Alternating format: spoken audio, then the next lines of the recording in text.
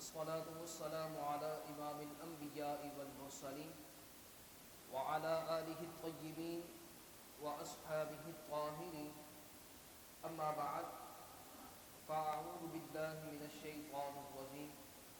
بسم الله الرحمن الرحيم. إنما يريد الله ليذهب عنكم الرجس أهل البيت ويطهركم تطهيرا. وقال الله في مقام آخر: يا أيها النبي قل لأزواجك وبناتك ونساء المؤمنين يدنين عليهن من جلابيبهن. آمنت بالله صدق الله العظيم وبلغنا رسوله النبي الأمين الكريم.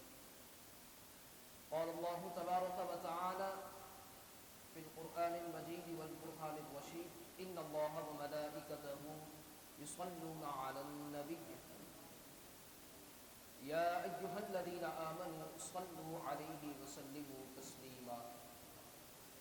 محبت کے ساتھ درود پاک پڑھ لیجئے. الصلاة والسلام علیک یا سیدی یا رسول اللہ. الصلاة والسلام علیک یا سیدی یا حبیب اللہ. الصلاة والسلام عليك يا سيدي يا نبي الله وعلى آلك وأصحابك يا سيدي يا خاتم النبيين. حمد و صلاة کے بعد جملہ حاضرین و ناظرین، اللہ رب العزت کی فضل و توفیق سے آج 10 روزہ درس محرم الحرام کی چھٹی یہ نشریات ہے، اور آج ہمارا چھٹا عنوان شان اہل بیت رضوان اللہ علیہم اجمعین کی ذات مقدسہ ہے. اللہ رب العزت ہم سب کا اعلیٰ اپنی بارگاہ میں قبول و منظور فرمائے. جو کچھ ادھر سنیں سیکھیں، اس پر عمل کرنے کی توفیق و سعادت عطا فرمائے. جو سلسلہ رب ذوالجلال کی فضل و توفیق سے ہمارا جاری ہے، اللہ رب العالمین اس سلسلے کو صبح قیامت تک جاری و ساری فرمائے. حاسدین کے حسد، ظالمین کے ظلم اور بد نظروں کی بد نظری سے ہماری اور ہماری ٹیم کی پوری حفاظت فرمائے. میں نے آپ کے سامنے ایک آیت طیبہ تلاوت فرمائی. اگر توجہ کے ساتھ بات کو سماعت کریں گے تو پتہ چلے گا کہ شان اہل بیت ہے کیا، اور ان کی طہارت کیا ہے، ان کی شان کیا ہے، ان کی عزت کیا ہے. اللہ رب العالمین نے قرآن مجید کے اندر ارشاد فرمایا: انما یرید اللہ لیذھب عنکم الرجس اہل البیت ویطہرکم تطہیرا. بے شک اللہ رب العالمین تو یہی چاہتا ہے کہ وہ اہل بیت سے گندگی کو دور رکھے، آلودگی کو دور رکھے، اور وہ اہل بیت اطہار کو خوب پاک ستھرا رکھے. یہ ایک آیت مبارکہ کا ترجمہ ہے جو کہ آپ کافی مرتبہ کئی علماء کرام سے سنتے رہتے ہیں. لیکن اس آیت مبارکہ کے اندر اگر غور کیا جائے تو کئی نکات ہمارے سامنے آتے ہیں کہ محض کہ بے شک اللہ رب العالمین کا ارادہ تو یہی ہے، وہ رب کی ذات تو چاہتا یہی ہے کہ اہل بیت اطہار سے گندگی کو دور رکھے اور وہ ان کو خوب پاک و صاف ستھرا رکھے. اگر آیت مبارکہ پر غور کریں گے تو کئی نکات ہمارے سامنے آئیں گے. نمبر 1، اللہ رب العالمین نے کلام کو شروع فرمایا انما. ان یہ حروف تاکید ہے، ایک حروف تاکید. آخر میں جائیں گے وَيُطَهِّرَكُمْ تَطْهِيرًا. یہ تطہیرا یہ بھی حروف تاکید ہے، یہ بھی تاکید ہے، مفعول مطلق ہے. یہ عربی کے حوالے سے کچھ گفتگو ہوتی ہے، صرف آپ یہ سمجھ لیجیے یہ بھی تاکید کے لیے آیا ہے. اور تطہیرا کے اوپر 2 زبر آئے ہیں، اور 2 زبر جب آتے ہیں جب کسی کی شان کو، جب کسی کی عزت کو، جب کسی کی طہارت کو بیان کرنا ہو تو پھر تاکیدوں کو بیان کیا جاتا ہے. اللہ رب العزت نے بیان فرمایا کہ بے شک رب تو یہی چاہتا ہے کہ وہ اہل بیت اطہار سے گندگی کو دور رکھے آلودگی کو دور رکھیں اور ان اہل بیت اطہار کو حضور کے صدقے خوب پاک و صاف ستھرا رکھیں. یہ ایک تاکید ہے. دوسری بات، اللہ رب العالمین نے جب دیگر مؤمنین سے کلام فرمایا نا تو فرمایا فَاجْتَنِبُوا الرِّجْسَ مِنَ الْأَوْثَانِ، فرمایا بتوں کی گندگی سے بچو، بتوں کی گندگی سے بچو.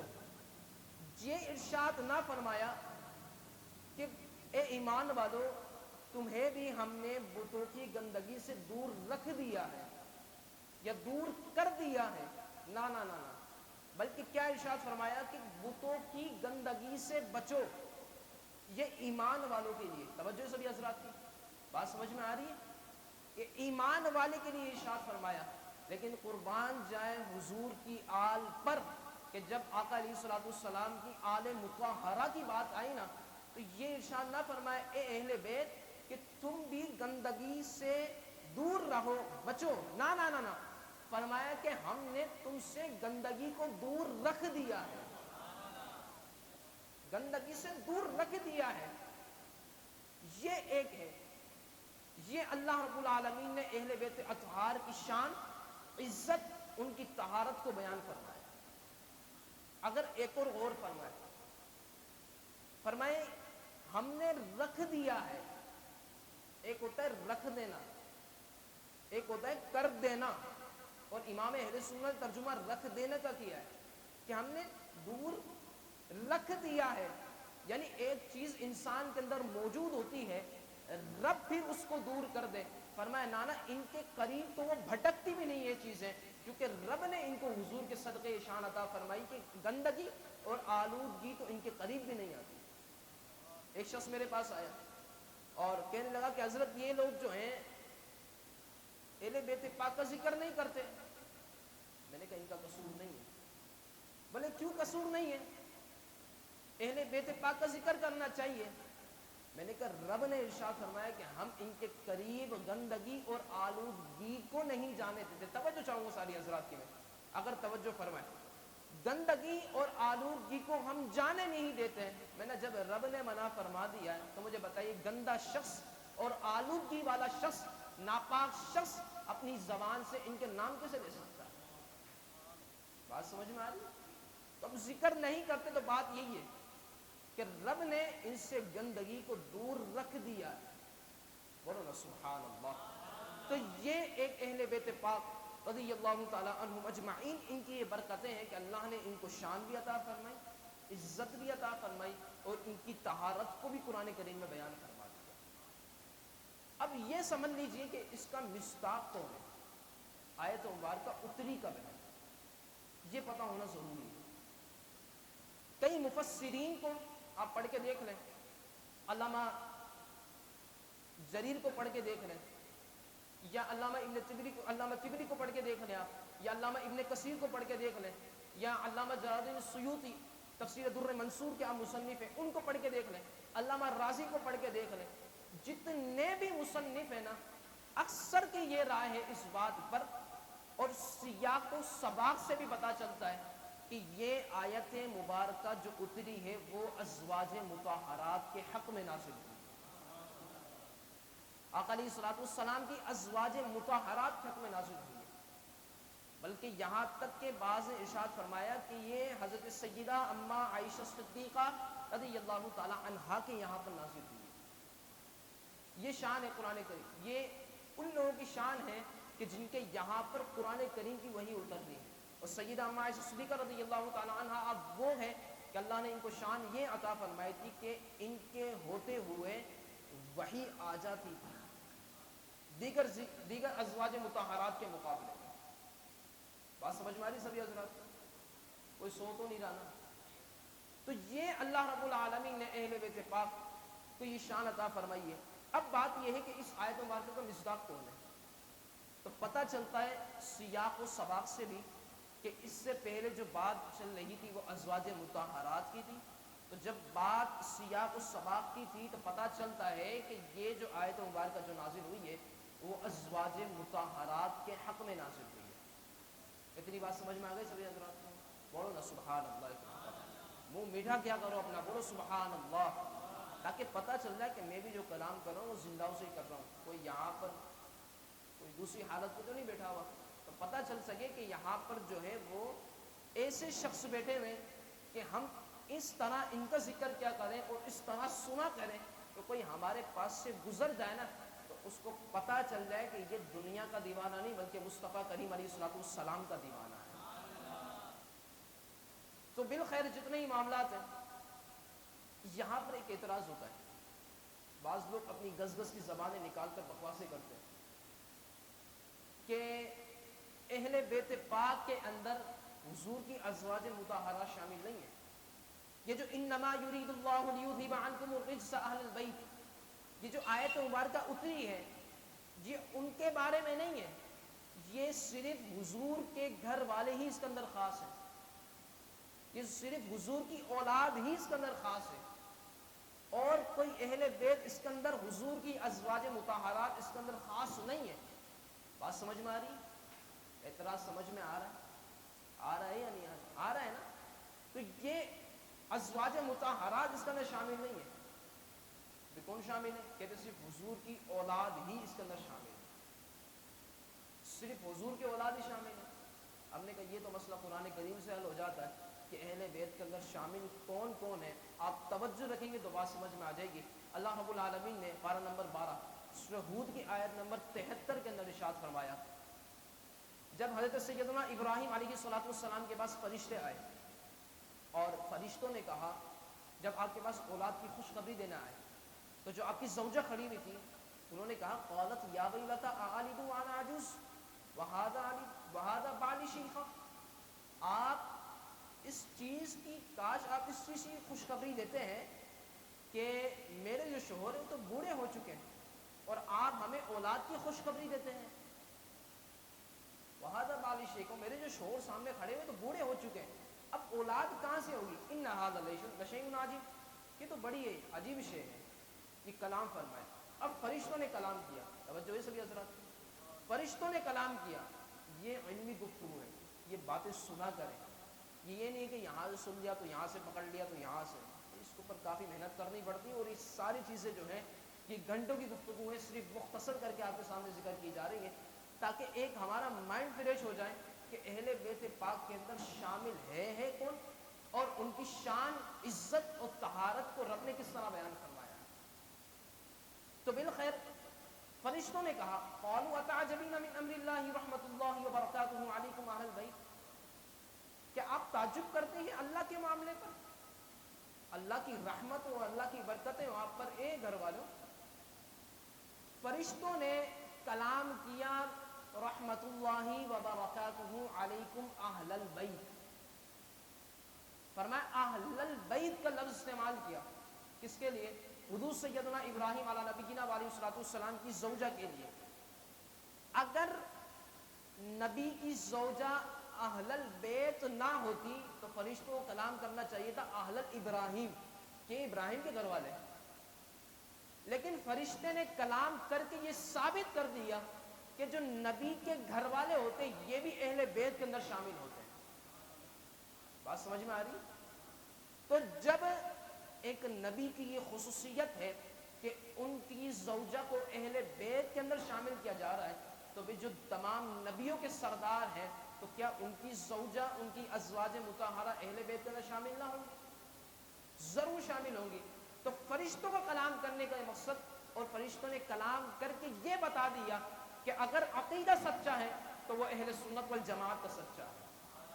بولو نا سبحان اللہ، ہم اپنے عقیدے کو ثابت کر رہے ہیں تو پتہ تو چلے کہ ادھر سنی حضرات بیٹھے ہوئے، سنی بیٹھے ہوئے نا سارے، تو بولو سبحان اللہ۔ تو یہ بات ادھر ثابت ہو چکی ہے کہ ازواج مطہرات جو ہیں وہ اہل بیت کے اندر شامل ہیں۔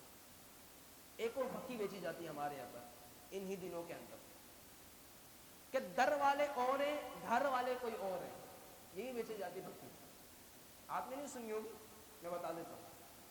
ایک عام مومن سے پوچھا جائے نا وہ بیچارہ پھنس جائے گا کہ بات تو صحیح کر رہا ہے، گھر والے اور ہیں گھر والے اور ہیں۔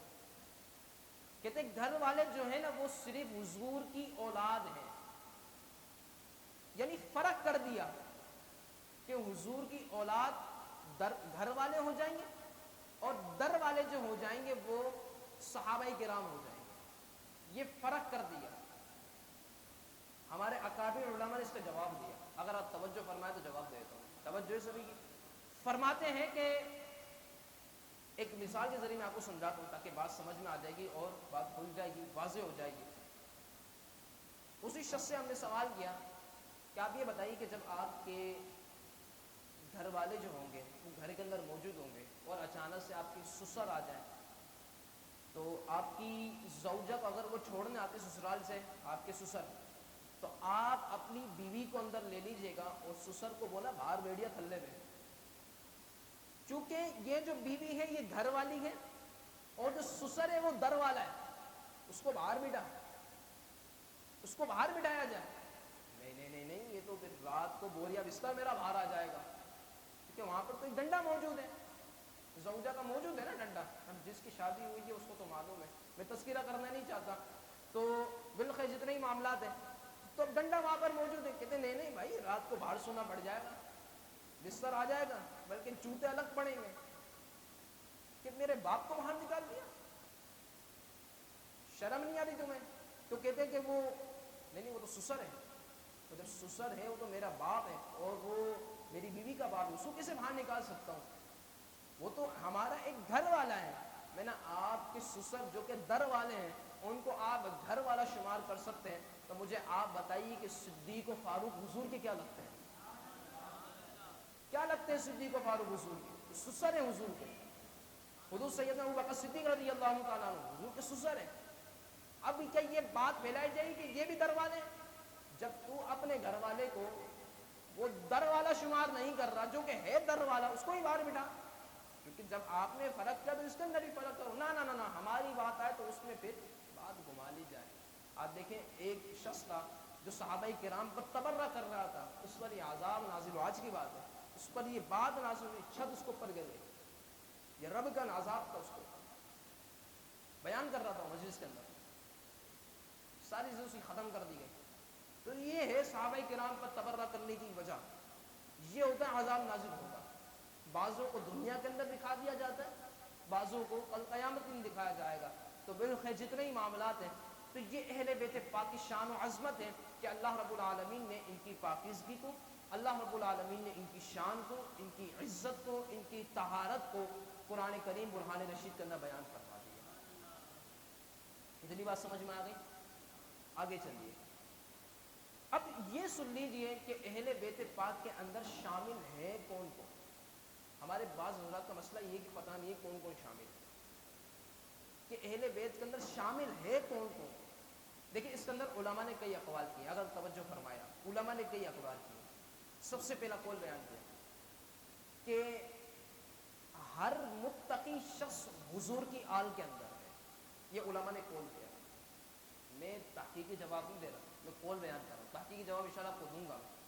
ایک قول بیان کر رہا ہوں, آپ کے سامنے قول آ جائے, آپ کہیں گے یار ہمارے امام صاحب نے تو کچھ اور بیان کیا تھا, یہ عالم صاحب جو کہ سنیوں کے یہ بھی کچھ اور بیان کر رہے ہیں. تو میں قول بیان کر رہا ہوں, تحقیق شدہ بھی بات نہیں کر رہا. قول کہ ہر متقی شخص جو ہے, جو رب سے ڈرنے والا ہے, جو نمازیں پڑھنے والا ہے, جس کو متقی کہا جاتا ہے, فرمایا وہ آل محمد ہے. بولو نا سبحان اللہ. دوسرا قول حضور سیدنا علی المرتضیٰ شیر خدا, آپ کے بھائی حضور سیدنا جعفر طیار رضی اللہ تعالیٰ, اور آپ کے ایک اور بھائی حضور سیدنا عقیل بن طالب, ابو طالب, ان تینوں کے بارے میں یہ ہے, ایک قول یہ ہے کہ یہ اور ان کی اولاد اہل بیت کے اندر شامل. بات سمجھ میں آ گئی؟ اب جو تحقیق شدہ بات جو ہے جس پر علماء نے اتفاق کیا وہ یہ ہے کہ اہل بیت پاک کے اندر جو شامل ہے وہ حضور کی ازواج مطہرات شامل ہیں, اور دوسرے جو ہیں وہ حضور کی اولاد حضور سیدہ فاطمہ الزہرا رضی اللہ تعالی عنہ, اور جو حضور سیدنا امام حسن ہے, امام حسین ہے, حضور سیدنا مولا علی مشکل کشا کرم اللہ وجہہ الکریم ہے, یہ اہل بیت پاک کے اندر شامل ہے. بولو نا سبحان اللہ. اتنے پیارے نام آ رہے ہیں, ان کے صدقے بخشش ہو جاتی ہے, اور ہم ایک اپنے لب کو بند کر کے بیٹھے ہوئے. میں نے ابھی کہا نا کوئی ہمارے پاس سے بھٹک کی جو گزرنے والا یہاں سے گزرتے موقع راستے بند ہے ویسے بھی آج کل, گزر جائے نا پتہ چل جائے کہ سنی ذکر اہل بیت اس طرح کرتے ہیں. بولو نا سبحان اللہ. تو یہ بات کلیئر ہو چکی ہے اور مائنڈ ہمارا فریش ہو چکا ہے کہ اہل بیت کے اندر شامل کون کون. اب ادھر اعتراض یہ ہوتا ہے کہ حضور کے ازواج مطہرات ہیں کتنے, میں نے اس کے اندر بھی کوئی بات نہیں ہے. حضور کی بیٹیاں کتنی ہیں, یہ کل میں آپ کے سامنے بالکل کلیئر کر چکا ہوں اس بات کو کہ آقا علیہ الصلوۃ والسلام کی بیٹیاں مبارک کتنی ہیں. اس کے اوپر پورا تحقیقی جواب کل میں دے چکا ہوں. آج سے میں آیت مبارکہ پڑھ کر بات آگے بڑھاؤں, سمجھا دیتا ہوں تاکہ بات سمجھ میں آ جائے. میں نے کہا اس کا مسئلہ بھی قرآن سے حل کر لیتے ہیں کہ حضور کے ازواج کتنی ہیں. اللہ رب العالمین نے سورۃ الاحزاب کے اندر ارشاد فرمایا, یا ایھا النبی قل لازواجک وبناتک ونساء المؤمنین یدنین علیہن من جلابیبہن. فرمائے اے نبی محترم, آپ ارشاد فرما دیجئے اپنی ازواج سے, اپنی بیٹیوں سے اور ایمان والی عورتوں سے کہ وہ اپنی چادر کا ایک کونا اپنے کندھے پر بھی رکھیں. ٹھیک ہے, یہ آیت مبارکہ کا ایک ترجمہ ہے. یہ پردے کے بارے میں آیت مبارکہ نازل ہوئی ہے. اب کیوں ہے اور کیا ہے یہ ساری وضاحت ہے, لیکن اس طرف ہم نہیں جائیں کیونکہ بیان ہمارا اس طرف نہیں ہے. بالخیر, تو فرمایا یا ایھا النبی قل لازواجک وبناتک ونساء المؤمنین, اے نبی کے محترم آپ ارشاد فرما دیجئے اپنی ازواج سے, اپنی بیٹیوں سے. یہاں پر لفظ استعمال کیا گیا ہے ازواج. ازواج جو ہے یہ جمع ہے. اگر حضور کی اگر ایک ہی بیوی ہوتی تو عربی کے اندر ایک عورت کو کہا جاتا ہے امرأتن. کیا کہا جاتا ہے, بولے نا کیا کہا جاتا ہے, امرأتن. بآواز بلند بول لیجیے, کیا کہا جاتا ہے امرأتن, ایک عورت. عربی پڑھنے کی فضیلتیں برکتیں, اور سب سے بڑی بات قرآن کی بولی ہے. بولو نا سبحان اللہ. جب انسان قبر کے اندر جاتا ہے یہ عربی ہی آتی ہے انسان کو. آج انسان لغتیں سیکھنے کے اندر لگا پڑا ہے, یا مجھے پاس وہ کھلا انگلش آ جائے تو کھلا انگلش کی میرے پاس اتنی ڈکشنری آ جائے. کوئی منع نہیں ہے, سیکھیں, لیکن جو افضل زبان ہے اس کو بھی سیکھا جائے. یہ افضل زبان ہے, عربی زبان ہے, یہ افضل زبان ہے. فرمایا جب انسان مر جاتا ہے نا تو قبر کے اندر اس کو داخل کیا جاتا ہے. فرمایا کوئی بندہ نہیں آتا اس کے پاس کہ بیٹا اس کو پڑھ لے, یہ عربی کا یہ قاعدہ ہے, عربی کا یہ قاعدہ ہے. نا نا نا نا, فرمایا مر گیا, قبر کے اندر گیا, اس کو عربی زبان خود بخود آ جائے گی. عربی زبان آ جائے گی. وجہ کیا ہے, فرمایا حضور کی زبان عربی تھی. بولو سبحان اللہ. دوسری بات, آقا علیہ الصلوۃ والسلام پر جو قرآن کریم اتارا گیا ہے وہ زبان عربی ہے. تو بات پتہ چل جاتی ہے کہ افضل زبان جو ہے وہ عربی زبان ہے. تو ازواج, اگر ایک عورت ہوتی تو فرمایا جاتا امرأۃ, اگر دو ہوتی تو فرمایا جاتا امرأتانی, اور اگر تین عورتیں ہوتی تو اسے کہا جاتا ہے نساء. سورۃ النساء قرآن کریم کے اندر پوری سورت بیان کی گئی ہے, اس کے اندر وصیت کا بھی حکم ہے. سورۃ النساء, عورتوں والی سورت, تو النساء. لیکن یہ ازواج آ کے بتا دیتا ہے کہ حضور کی ازواج مطہرہ ایک نہیں ہے, دو نہیں ہے, بلکہ حضور کی ازواج مطہرات 3 سے زیادہ ہیں. بولو سبحان اللہ. یہ قرآن سے معاملہ حل ہو جاتا ہے. اور یہ بات اہل سنت والجماعت کے نزدیک کہ آقا علیہ الصلوۃ والسلام کی ازواج مطہرات ہیں 11. کتنی ہیں, کتنی ہیں, آگے ارشاد ہے وہ بناتی کا, یہ بھی جمع کا لفظ ہے. اگر حضور کی ایک بیٹی ہوتی نا تو بنات نہ آتا, صرف بنت آ جاتا, بنت, بانون تا. کیونکہ بنات تو جمع ہے اور بنت ایک کو کہتے ہیں تو ایک ہی لفظ آ جاتا.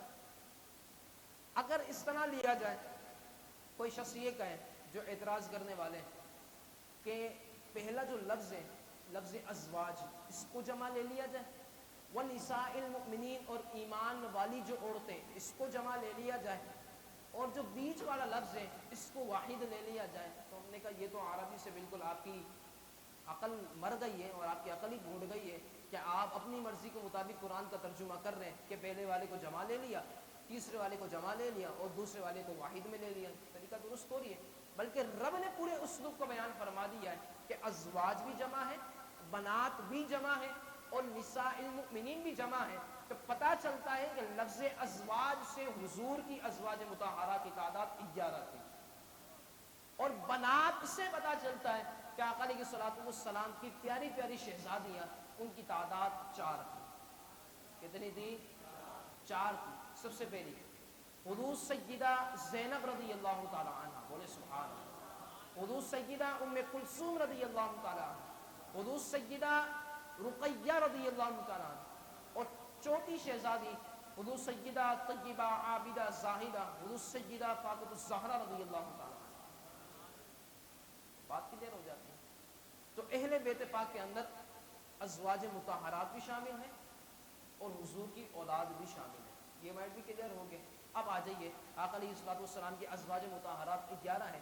ان میں سب سے پہلی کا آج تذکرہ کر لیتے ہیں تاکہ ان کی شان و عظمت کا بھی پتہ چل جائے کہ ان کی شان و عظمت کو رب نے کس طرح بیان فرمایا اور کیا شان ہے. نام لینے والوں اللہ کرے سمجھ میں آ جائے. میں سمجھتا ہوں نام لوں گا نا کوئی لب خاموش نہ رہے گا اور در و دیوار جو ہوں گے وہ گونجنے لگیں گے.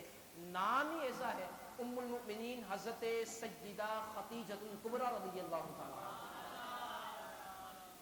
یہ حضور کی ازواج مطہرات میں سے حضور سیدہ خدیجہ الکبریٰ رضی اللہ تعالیٰ عنہ. بات یہ ہے کہ حضور سیدہ خدیجہ الکبریٰ رضی اللہ تعالیٰ عنہ کو اللہ نے شان و کمالات اور عزتوں سے نوازا، اور یہ وہ ہیں کہ اللہ رب العالمین نے ان کو کئی خصائص عطا فرمائے. آج انہی کا کچھ تذکرہ کر لیتے ہیں تاکہ بات جو ہے وہ سامنے آ جائے.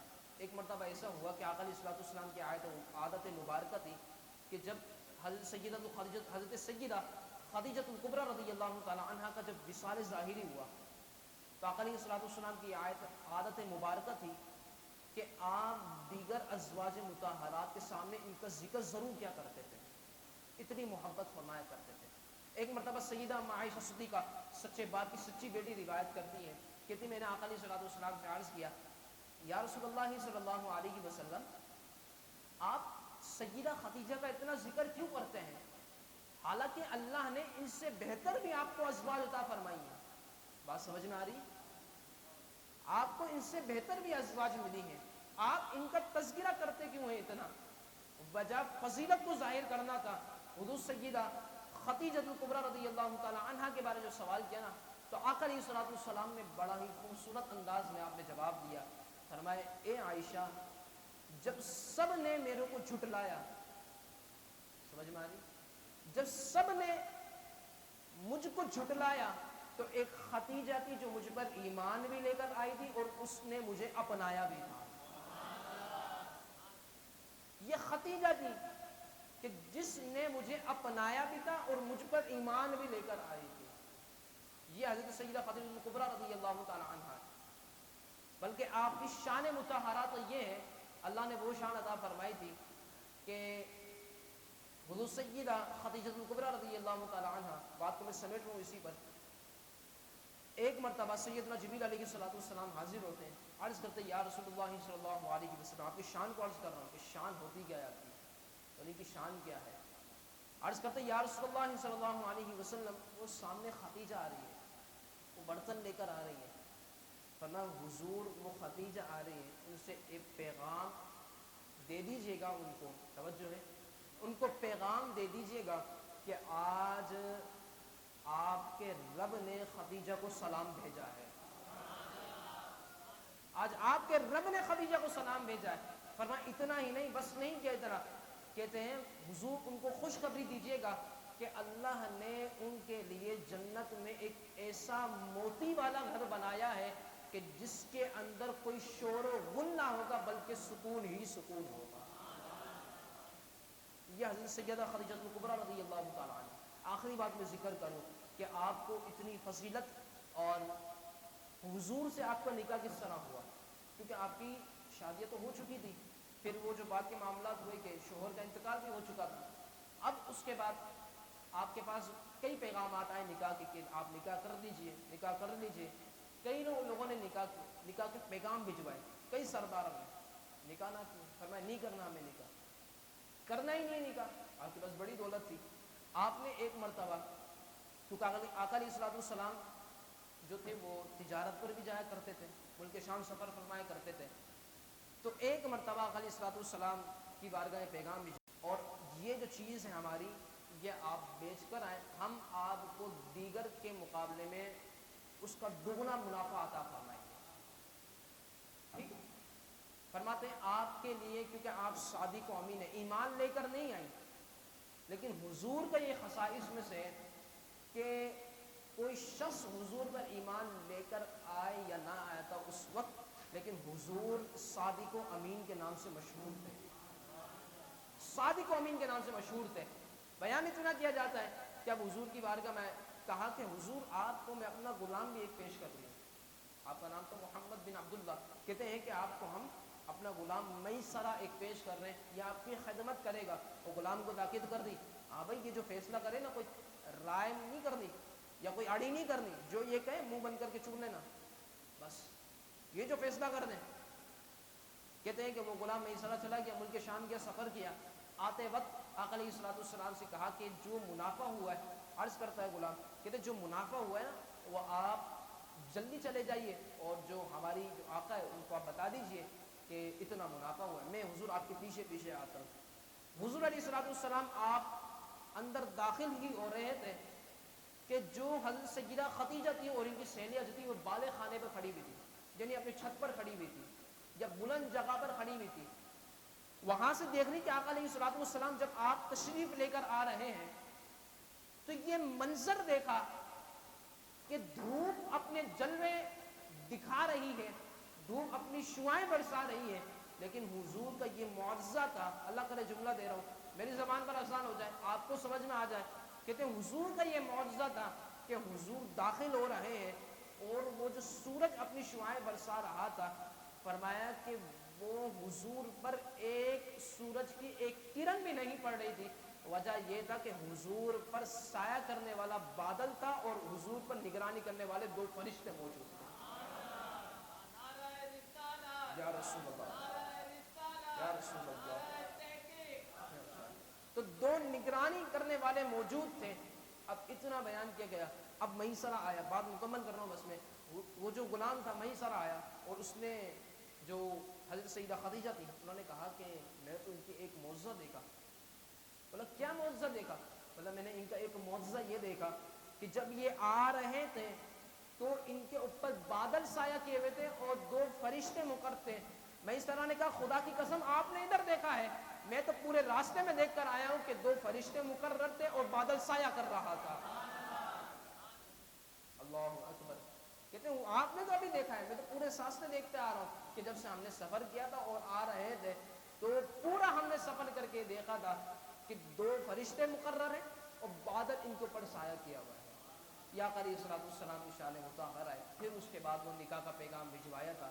اللہ رب العالمین حضور سیدہ خدیجہ کبریٰ رضی اللہ تعالی عنہا کی سیرت مقدسہ پر سب کو عمل کرنے کی توفیق عطا فرمائے. تو شان اہل بیت رضوان اللہ علیہم اجمعین آپ کے سامنے بالتفصیل تو میں بیان نہ کر سکا، لیکن وہ چیزیں بیان کر دی ہیں جس سے ہمارے دماغ جو ہوتے ہیں وہ فریش ہو جاتے ہیں اور پتہ چل جاتی ہے کہ شان اہل بیت کو اللہ نے کیا عزت، کیا شان، کیا طہارت عطا فرمائی ہے، وہ رب نے بیان فرما دیا ہے. اللہ رب العالمین شان اہل بیت کے صدقے ہمارے دلوں کو منور فرمائے. وآخر دعوانا ان الحمد للہ رب العالمین.